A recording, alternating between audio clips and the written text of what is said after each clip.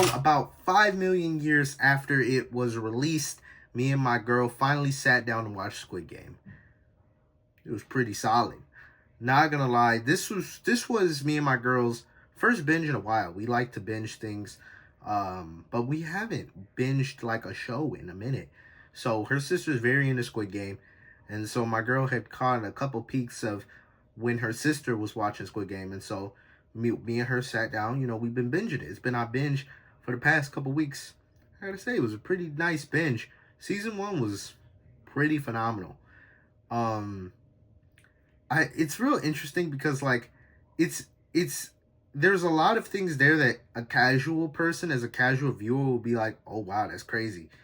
But if you put a little bit more thought into it, you're like, yo, this is even more crazy. It's like the more thought you put into it, the crazier it gets. But then I can also think there you could potentially read too much into it and drive yourself crazy or paranoid, because like the whole thing about this is like what makes it so eerie and is that like it's not like that whimsical. I mean, it has fantasy elements, which I guess is the games, but it's not inherently like unrealistic. I mean, the most unrealistic part is the death scenes, because every time someone gets shot, they're like, ugh, ugh, ugh. Like every death scene. Let's say someone's literally just like sitting down already, and then they get killed. They'll still have the most dramatic death scene ever. Whoa. That's the only unrealistic thing about it. I mean, obviously the whole thing could be argued as unrealistic, but it is the fact that it's realistic enough is what makes it eerie and creepy. A lot of horror movies, and I don't know, I feel like this it has horror to it, but it's like what I think really makes some horror movies the best horror movies scary is the ones that are a little bit more realistic. And a lot of horror movies that aren't good are because they're too unrealistic, right? So what really draws you in is you can really relate to the main character. Well, not even relate. You could see the main character as a dumbass. And then maybe you'll find some other character you can relate to. I mean, all these people are greedy people, so you do kind of you can only feel bad for them to an extent, right? Because the main character clearly he screwed himself over, right? But it's like, even though these people are all, I guess, horrible people, they still got humanity inside, right? So at first you may be like, wow, these people are pretty bad people. As it goes on, you start building connections to these people, which, I mean, even though they're flawed, everyone's flawed. So you really get connected to these people. And that's what I think season one did phenomenal at, getting you connected to these people. And so every single death in season one, you felt, well, sorry, I'm getting over like a fever and a cold, so I'm gonna drink some water. We always stay hydrated over here. But, you still get connected to the characters. And even though this is like, clearly if you're have a Korean background, you will understand this a lot more, because there's a lot of references. Like, all these games are based off of games from Korea's culture. So I think that's interesting, because and another thing about this is I think like everyone that watches may have a different perspective. Certain people may relate to different characters, right? But I guess that's with anything. But it was dope. Of course, it made me and my girl cry a couple times. I can get emotional. You know what I'm saying? I can get emotional. You know what I'm saying? But it made your boy tear up a few times. Well, you know what? That's a lot. Well, my girl, she teared up more than once. I teared up at only one scene, and I mean, I'm pretty sure I cried at the same scene that everybody cried at when, old dude kicks the bucket. That was unfortunate. Oh, I didn't say spoilers at the beginning of this video, but you know what? This joint's been out for so long. If you watch this video, you already seen Squid Game. Like, if you're like, oh my god, you didn't see spoilers, what'd you expect when clicking on this video? But anyway, like I said, the first thing was that it's realistic enough to where That's where it gets a lot of its horror from. Um, and then also you see like how people would act in these certain situations, right? And I related this a lot to the Hunger Games for me. I mean, just for media I've seen before, that's where I feel like this connects to the most. Except the biggest difference is this is all voluntary. The Hunger Games is not voluntary at all. But in terms of connections throughout the show, that's the only other media I was really connecting it to. And so, yeah, I mean, season 1 was crazy. And so naturally, we started watching because of season 2. I don't like season 2 at all, though.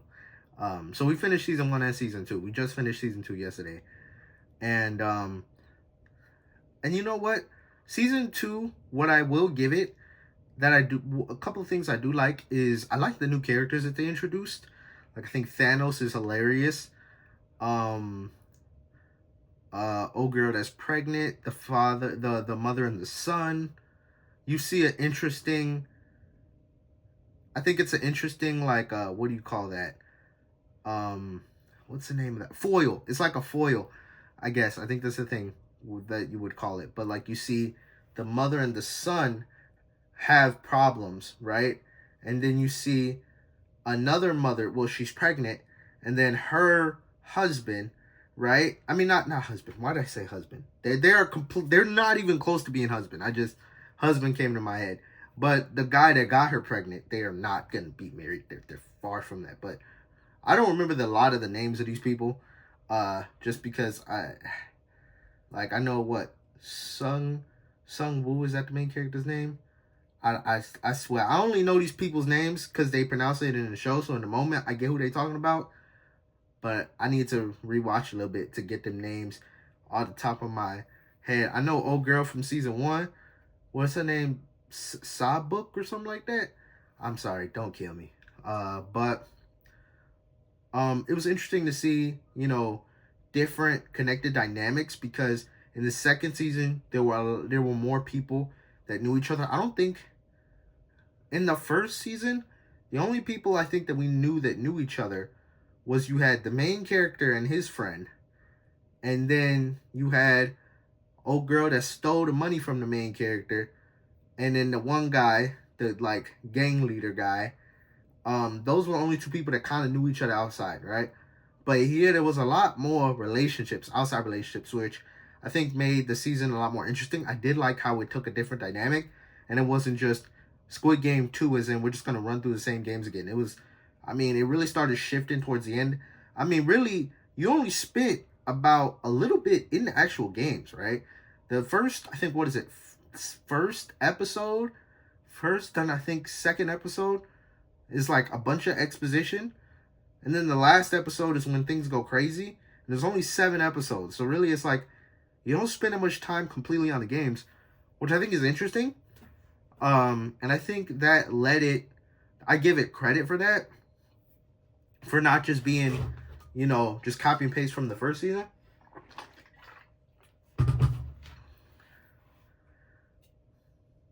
But I really didn't like the second season. I really didn't like it.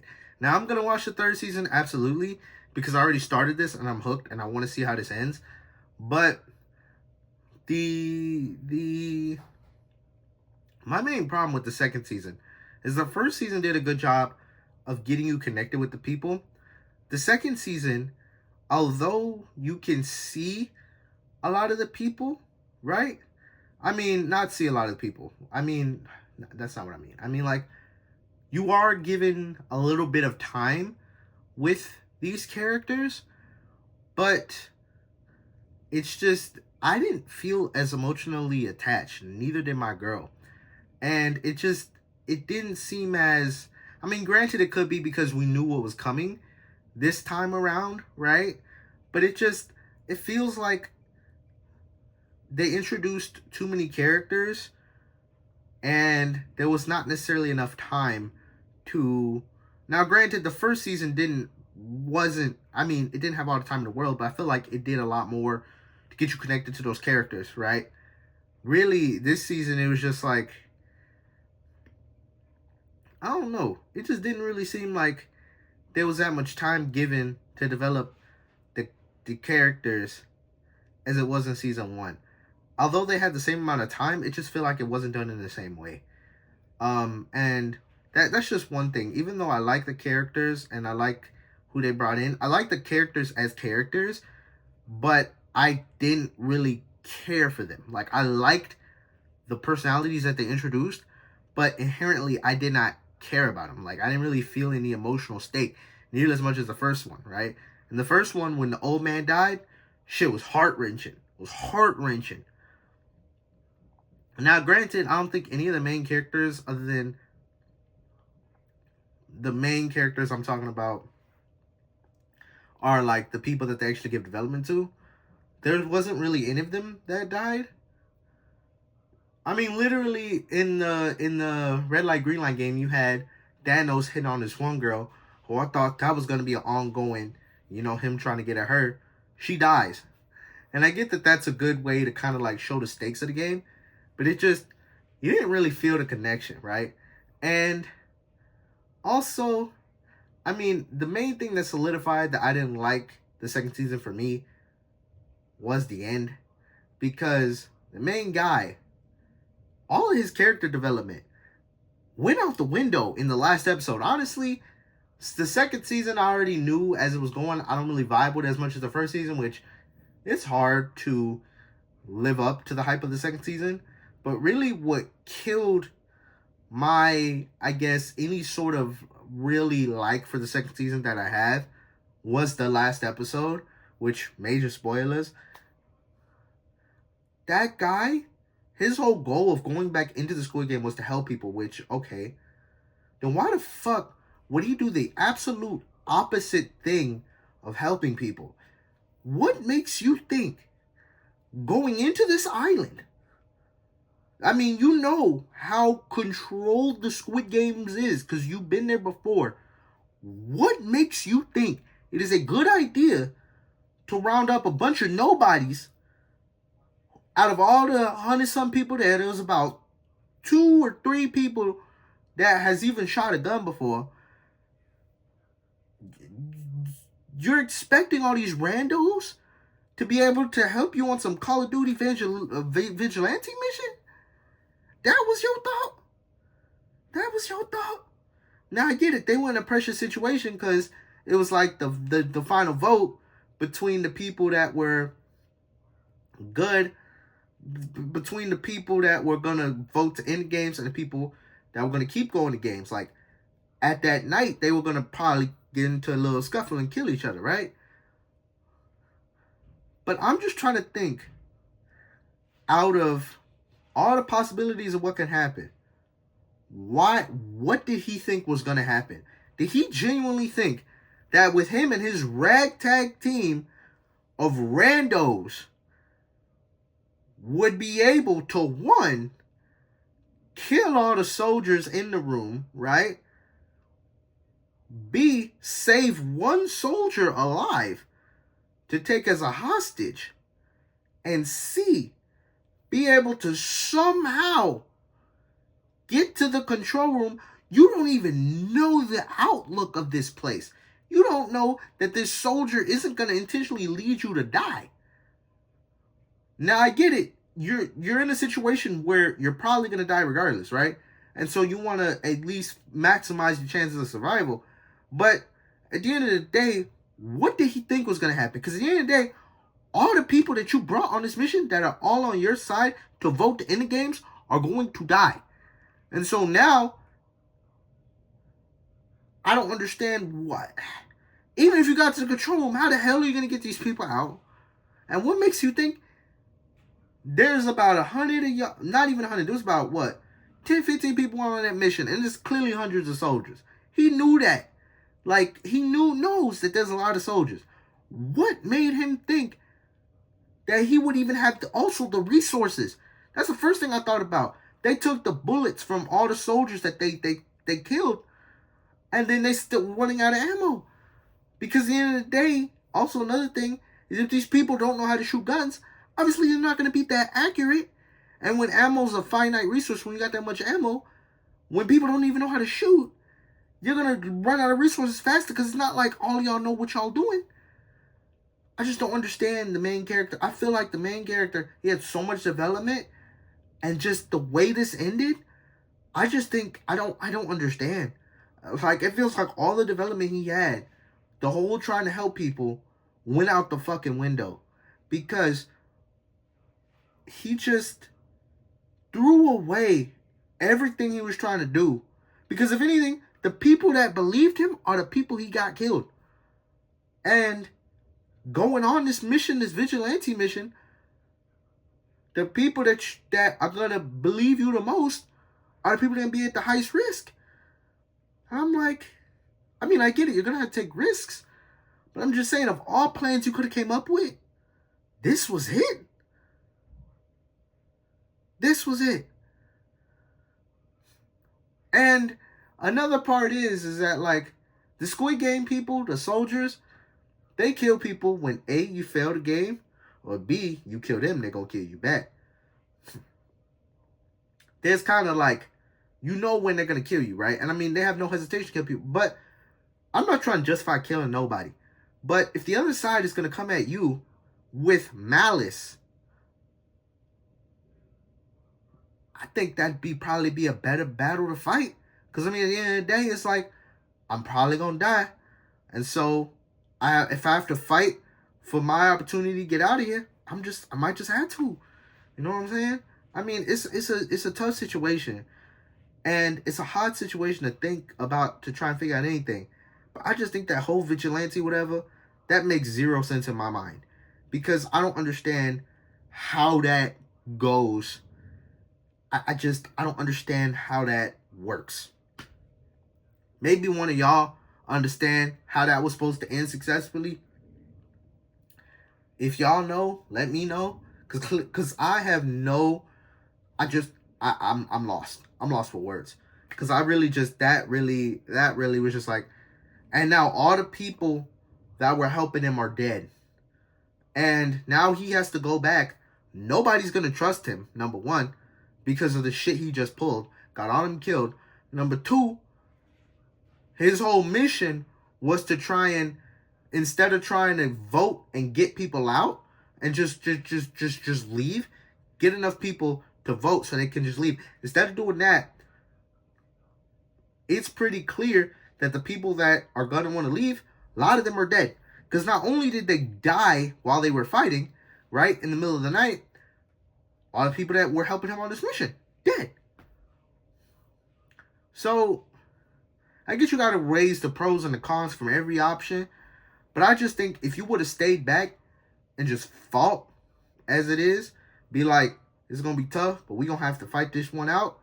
I feel like that'd be a little bit more respectable than leading your house to the slaughter. Because that's really what it was. He led his friends and allies to the slaughter.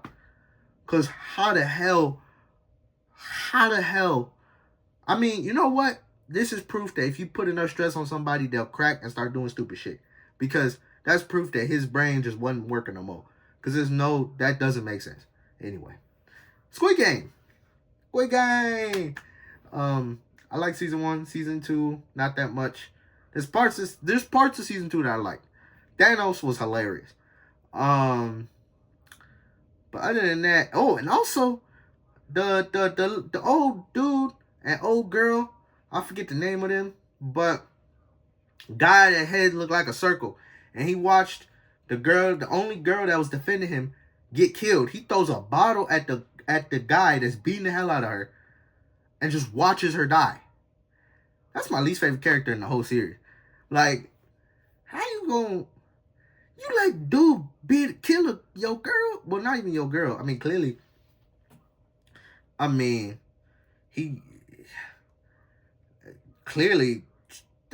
that he ain't had no attachment to her, because if he gave a damn, he would have tried to stop it, but he was too much of a just wuss anyway. Whew. That's enough talking for today. Whew, I feel a little winded. That's how you know I've been sick and I'm sweating. Anyway, let me know your thoughts on Squid Game. I thought Squid Game was dope. That ended, no. The ending was not it. Anyway, I want to do more of these videos. Just my opinion. That's what's the general title, I guess, or the series of videos this is. Anyway, I'll see y'all next video. Peace.